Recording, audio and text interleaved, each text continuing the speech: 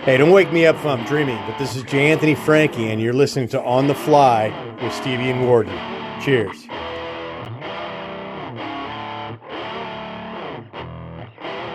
You are listening to On the Fly.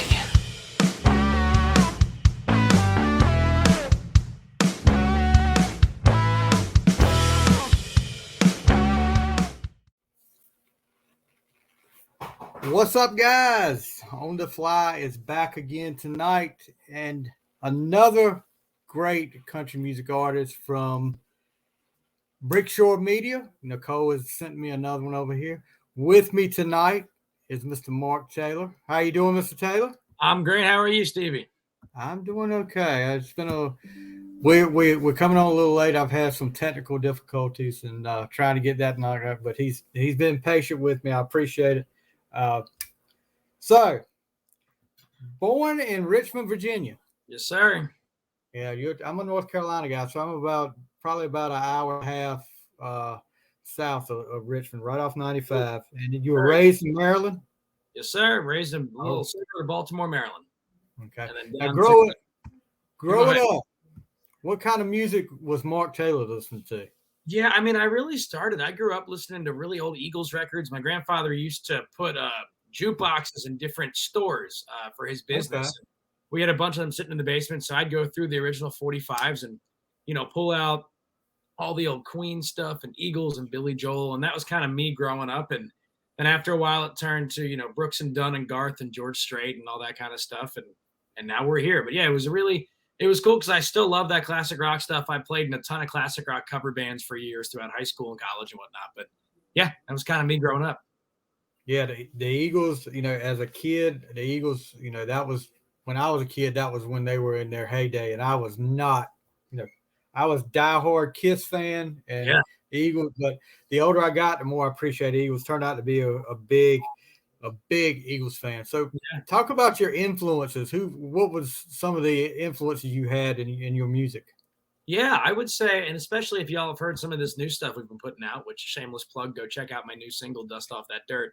We were really shooting for kind of that 90s country sound. Because that's the stuff that I think that's the bread and butter of country music with, like I said before, that Garth, Brooks and Dunn, George Strait.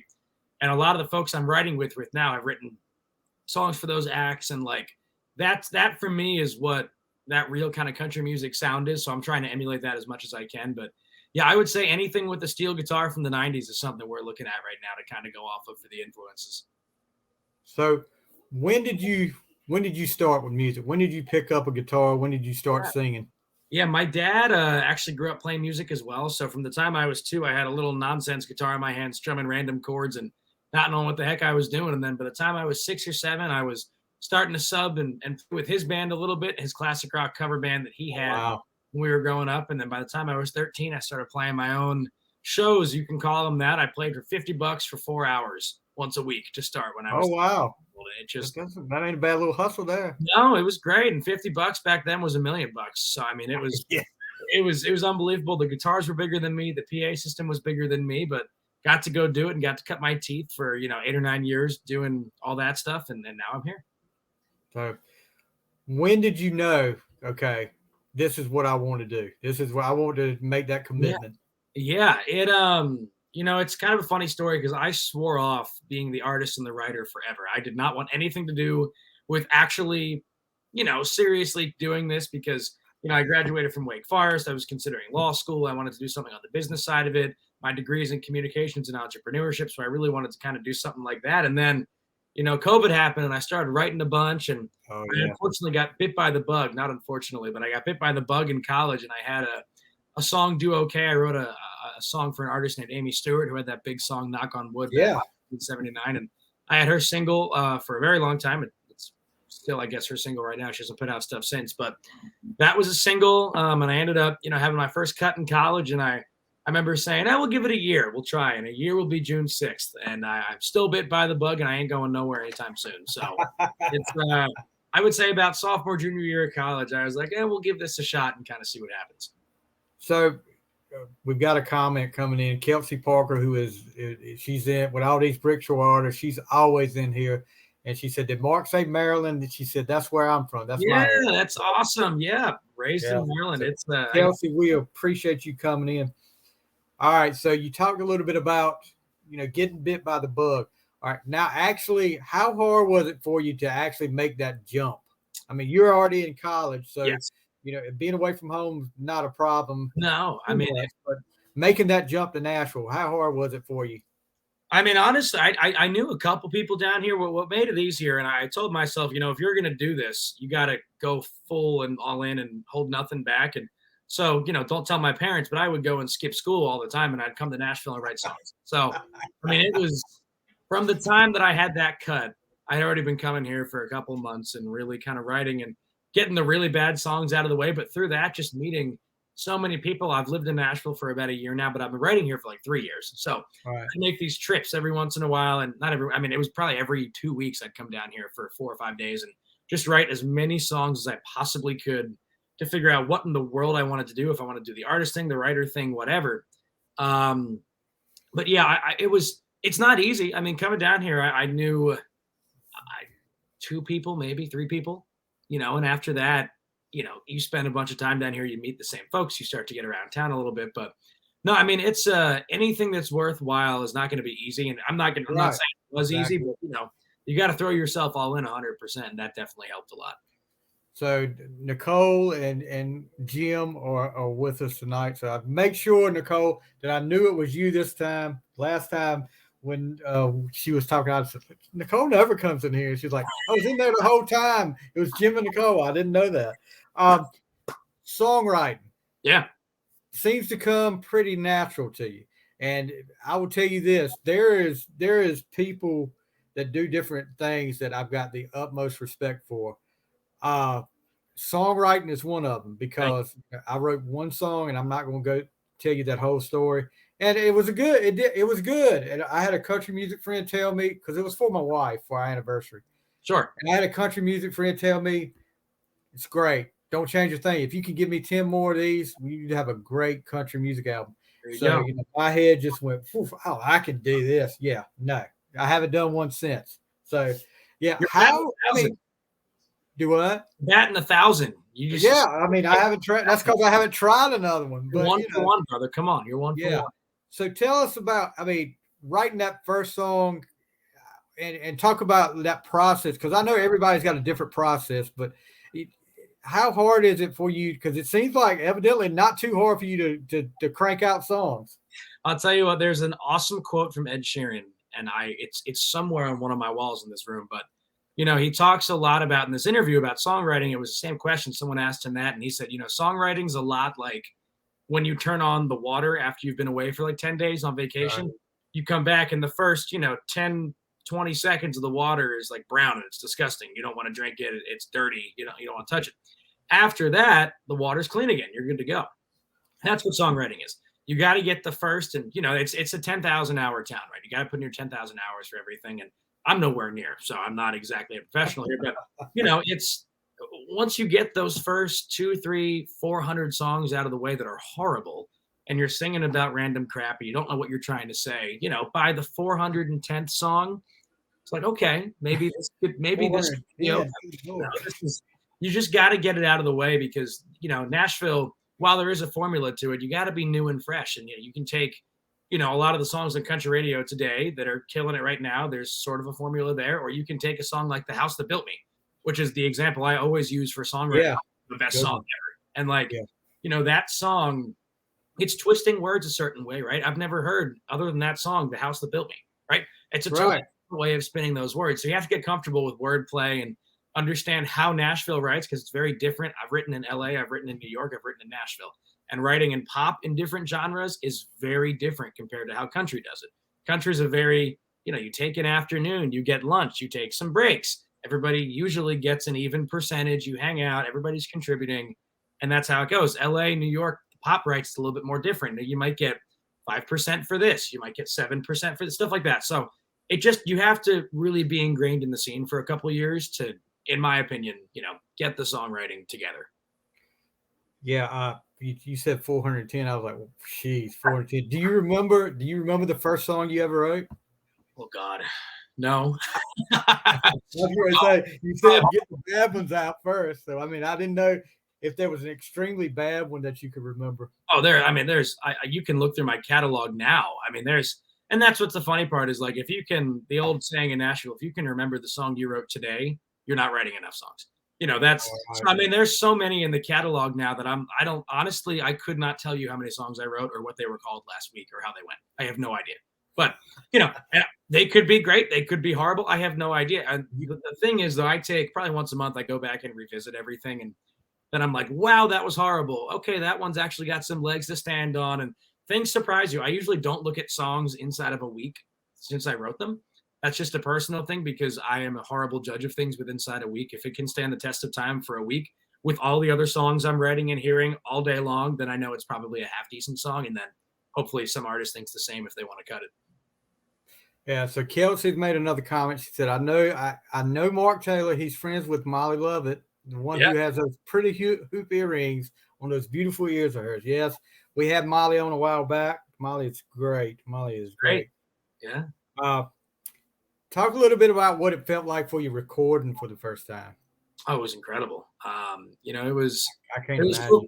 Yeah, I mean, I've gotten to do a lot of different records. Literally from the time I was a kid, just because I grew up not in the music industry, but around it so much that it's so easy to go hop on in a studio, a friend's studio, something like that, and go lay down some tracks, and you have something to put out. But of late, it's been incredible. Of late, with Leland Grant, my producer right now, he's been unbelievable, and the people we have playing on these records is just so cool, and just getting to see it from the really professional side of things. Not that it wasn't professional before, but like you're in the studio and the guys that are playing on my records right now, it's like, oh wow, you play drums for Kenny Chesney, you played on that Taylor Swift record, you did this, you're Brooks and Dunn's, like it. And I'm not exaggerating. That's the funny part. You walk in the studio and I'm like, whoa, this is crazy. So, having that experience and getting to watch those guys play is just a different. I mean, I play guitar. Those guys play guitar. I mean, that's like they really know what they're doing. It's really cool to see, and it humbles you as a musician. It's got to be surreal to be in there with like those guys to be able to do that. Touring. Now, you've done some tours, and you've opened up for a wide variety of people. I mean, just among the names, Big and Rich, Brian White, and then Wiz Khalifa. Yeah. How did that come about? It was a total last-minute thing at my college, which was hilarious. They had Wiz coming in, and a couple days before, they were like, oh, my God, we forgot to get an opener. Can you come out? And I was like, it's going to be a very different show. And I opened solo acoustic. It was hilarious. But no, we've been very fortunate over the last couple of years. Throughout college, I got the great experience of going out and doing the Big and Rich stuff and, getting to go play with those people and getting to talk to them and, learn what they've done to be successful. And I was very blessed from a young age to be able to play so many shows. I've probably played 1,400 shows is my guesstimate. It's probably more at this point. Wow. I've been very fortunate to play a ton, to get to meet a lot of cool people. And like this year alone, we're on festival bills with folks like John Party, Zach Brown, Dan and Shay, Russell Dickerson, Ernest, Billy Currington, all those guys. So we're doing a bunch of big festivals. We just booked 3 more festivals today. We've been very fortunate, and I'm so, I feel so grateful to have gotten to have that opportunity because it's a different mindset, walking out on that stage in front of, more than 10 people. And, you got to walk out there and it's not a bar gig anymore. This ain't, it's a step up and you're working with big people and it definitely, pressure builds diamonds. But no, I feel so fortunate and we've had a good run at it so far. Hope it continues. Yeah, you're getting ready to head to Key West, right? Tomorrow morning, and I think we leave the house at 5. So we're flying down tomorrow morning to go play Key West, and it's going to be great. That whole festival is so cool, and it's honestly my first time, and I've gotten to read and see so much about it, and getting to go down and play my cuts is going to be really fun, and I'm very excited. Now, you talked a little bit earlier about COVID, and that's a bad word for a lot of people. How did that affect you? How did that slow your progress down when COVID came along? Yeah, it obviously we couldn't play live very much. I mean, rarely was I able to put a guitar on my hand outside of my house, which was horrible. We kind of made the most of it though. Folks kind of rallied and I ended up doing this really fun like online concert series on Friday nights on Facebook, and we Yeah. had 40,000 people tuning in. It was nuts. Like it was a really, really big event. My neighborhood actually, it was funny. The way my parents' house is set up, the windows to the little room I was using as a studio faced the front lawns, and there were these really big windows. So we'd open up the windows, and the neighbors would all sit socially distanced on my front lawn. Oh, And wow. big speaker system outside, and I'd do the concert live. But we'd have, sometimes 20,000 people at a time sitting right there watching from Facebook, and then we'd have another 50 or 60 scattered across the entire neighborhood lawns, and everyone pull up a car and they'd tune in. It was awesome. So it was really great. It was honestly, I hate to say that it was a good time, but it was a good time for me to reset and figure out what I wanted to do. Because I Right. did take some internships in college that I probably would not have otherwise. I got to meet people virtually. I got to really learn how to write songs, because I truly believe that if I didn't, have that time to force myself to write music, I probably would not be where I am today. So, Yeah. it was definitely a horrible time, especially for live shows. And, we lost a lot of people, and it sucked. But, it was a good time for the music industry to kind of figure out what in the world we were actually doing with our lives. Yeah, a lot of artists, even the bigger artists, did like what you did like a concert series. Yep. Streaming. I mean, because they had nothing else to do. They wanted to keep the fan base going. So you graduate from Wake Forest with honors. Yes, sir. Now, Wake Forest, I'm down here in the ACC country too.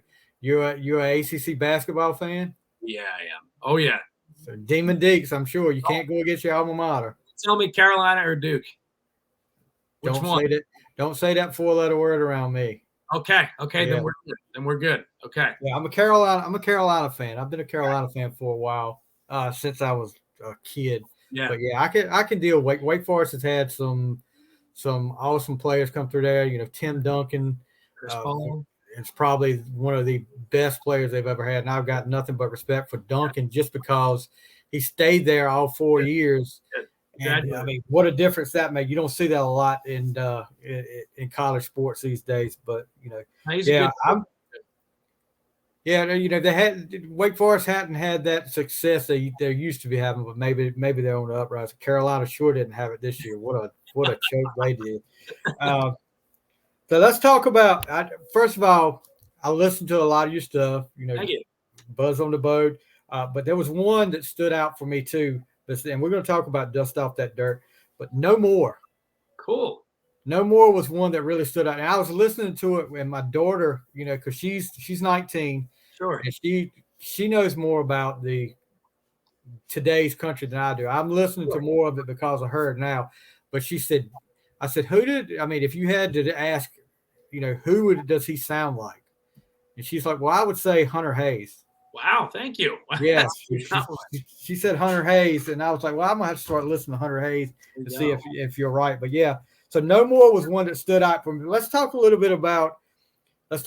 it just came out. Dust Off That Dirt just came out. Yeah, it did. Talk about how that come about. How you got Dust Off That Dirt. Yeah. So ironically, remember when I talked about skipping college? So that was one of those days. It was a Monday, and I remember that because I had an exam on Tuesday morning at 8 a.m. And I was this close to missing that exam because I was skirting right back because we wrote this song. And it was a buddy of mine, Dan Harrison, did not think we were writing that day. He called me last minute. We had never written together. He was like, hey, come by the house, see if we get something. So I hop over there and we start writing this song. And he was like, I got this idea called Dust Off That Dirt. I don't know what to do with it. My big focus with the music industry for me and my band and my team is the live show. I am the biggest live show proponent you will ever meet in your life. Everything we do is focused around the live show. Because for me, that's how you pull people in. You can post whatever the heck you want on TikTok, Facebook, Instagram, whatever. If people come to your live show and have a good time, they're fans forever. So that's what I always wanted. And I told Dan, I said, I really want a single. I want something that's going to be kick-ass on stage that we can open or close the show with, and it's just rocking the whole time. We wrote that in about an hour, which was hilarious. And pretty much what you hear on the record is, the lyrics we had that day and the melody we had that day, we changed very little. But yeah, that song, it's just about going out to the country, having a good time. And we tried to get a little bit of that like early Al Dean side of things with some George Strait and some Garth and some Brooks. Yeah, you can definitely hear a lot of different influences in there. I appreciate it. But yeah, it's such a fun song. It's been streaming out the wazoo the last 4 days. It's been nuts. I can tell. I can tell. It's been great. I mean, I am so fortunate that song's out in the world. We've been sitting on that for about a year and a half now. So grateful that one's finally out. But yeah, I'm just super excited to hopefully see where it keeps going. And it's been really cool to play live. The fans love it. Yeah, definitely. So I know you've got places to go. You've got somewhere to go. But so we're not going to keep you as long as we usually keep a lot of people because I've got, and this is what we do with all our musicians and artists that we bring on here. There's some quick hitting questions I'm going to ask you. So you graduated with honors from Wake Forest. You ought to be able to handle this. That's what the paper says. We'll see what happens. All right. Favorite album? Oh, Desperado, Eagles. Yeah, I like this guy. Favorite artist or group? Garth Brooks. First, okay, Coke or Pepsi? Coke. Wow. Well, it's funny because Pepsi was a Wake company, so there actually certain rooms that did. I swear to God, this is totally real. Certain rooms at Wake are not allowed to serve Coca-Cola and Coke product because Pepsi was founded at Wake. So it was hilarious. Yeah, there were certain places where I had to get used to Pepsi, but Coke all the way. Sorry, so you probably got it shoved down your throat. Uh-huh. First gig you played? It was a place called the Delaney Swim Club. I played 4 hours for 10 people for $50 when I was 13. Wow. Yep. First CD?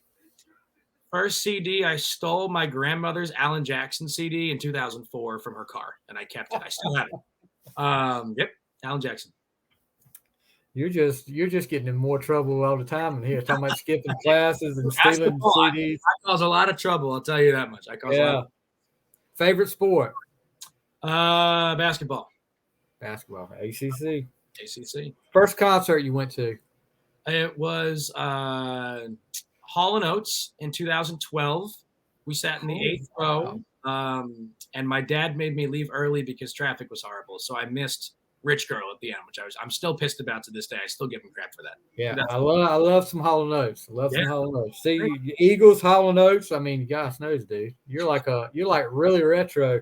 My daughter's the same way. Favorite TV show? Modern Family. I can deal with that. There you go. Favorite meal?